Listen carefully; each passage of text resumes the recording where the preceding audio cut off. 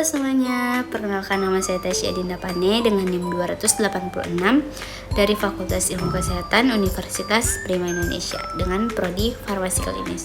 Jadi di video kali ini saya akan menjelaskan tentang melawan diabetes dengan antioksidan. Benarkah radikal bebas itu penyebab komplikasi? Yuk kita bahas bersama bagaimana antioksidan dapat membantu melindungi tubuh pada penderita diabetes. Sebelum kita membahas antioksidan, kita perlu tahu dulu apa itu diabetes mellitus. Teman-teman kalau dengar diabetes pasti langsung teringat pada gula, iya nggak sih? Ya benar. Jadi diabetes mellitus itu adalah penyakit yang ditandai dengan tingginya kadar gula darah di dalam tubuh kita ataupun hiperglikemia. Hal ini bisa terjadi dikarenakan insulin dalam tubuh itu tidak bekerja dengan cukup ataupun tidak bekerja dengan baik. Jika kondisi ini terus-menerus akan terjadi, maka diabetes akan menyebabkan berbagai komplikasi seperti penyakit jantung, kerusakan ginjal, gangguan penglihatan, hingga kerusakan saraf. Lalu, apa hubungan gula darah tinggi dengan radikal bebas? Jadi, pada saat gula darah itu terlalu tinggi, maka tubuh akan menghasilkan lebih banyak radikal bebas ataupun reaktif oksigen spesies yang biasanya disingkat dengan ROS.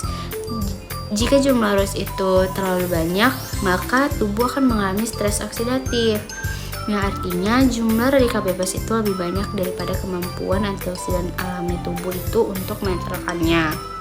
Nah, akibatnya sel-sel dalam tubuh akan mulai mengalami kerusakan. Radikal bebas juga dapat menyebabkan kerusakan lemak, protein, hingga DNA pada sel. Pada penderita diabetes, kerusakan ini tuh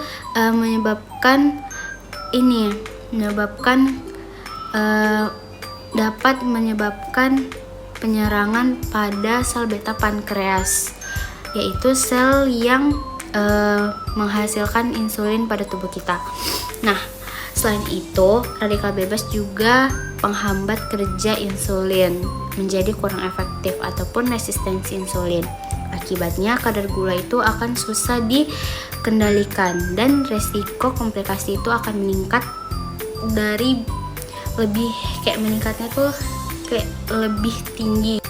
Nah, pada saat inilah antioksidan berperan sebagai ksatria penyelamat. Jadi, antioksidan itu kan senyawa yang mampu menetralkan radikal bebas, sehingga dia tidak lagi merusak sel dalam tubuh kita. Nah, selain itu, antioksidan ini juga dapat mengurangi peradangan, melindungi sel beta pankreas, hingga meningkatkan sensitivitas insulin. Walaupun begitu, antioksidan ini bukanlah obat pengganti obat diabetes ya, tetapi dia hanya sebagai pendukung pola hidup sehat dan juga terapi yang diberikan oleh dokter. Antioksidan juga bisa kita peroleh dari dalam tubuh maupun dari makanan.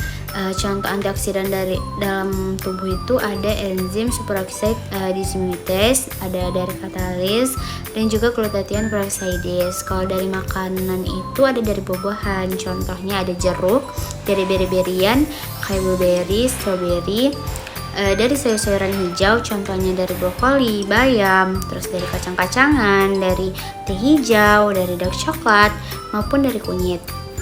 Beberapa penelitian itu juga menunjukkan bahwa pola makanan yang kaya akan antioksidan itu dapat membantu mengurangi stres oksidatif dan juga membantu pengendalian diabetes jika dikombinasikan dengan pengobatan yang dianjurkan oleh dokter. Sebagai kesimpulannya adalah diabetes itu tidak hanya menyebabkan gula darah itu menjadi meningkat, tetapi memicu terbentuknya radikal bebas yang dapat merusak sel-sel tubuh yang ada dalam tubuh kita. Terus, antioksidan itu fungsinya membantu menetralkan radikal bebas agar mengurangi resiko kerusakan dan juga komplikasi pada diabetes.